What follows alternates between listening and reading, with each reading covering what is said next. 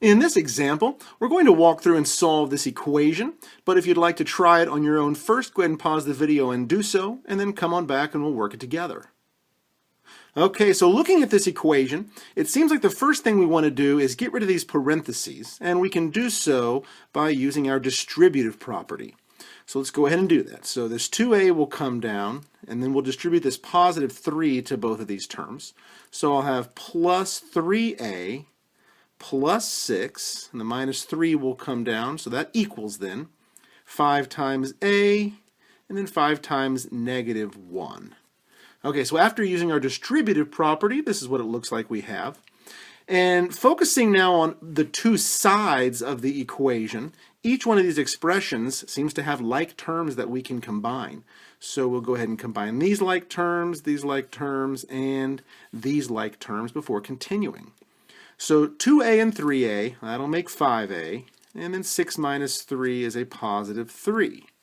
And over here we have 5a, and a negative 5 plus 3 is negative 2. Okay, so we notice that both sides actually have 5a. So if we were to subtract 5a from both sides of the equation using our subtraction property of equality, we'll notice, wow, no more a's. So we're left with 3 equals negative 2. So what happens in a situation where all of the variables in the equation cancel and we're just left with a statement?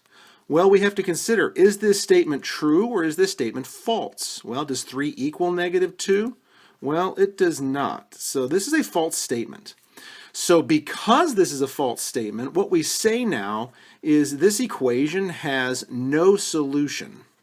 And the reasoning behind this is it doesn't matter what value that we plug in for our variable, that value will ultimately end up canceling out from both sides of the equation, and you'll always be left with this notion of, well, 3 equals negative 2, which of course it doesn't. So we'll always have a false statement for this equation, and so this equation has no solution.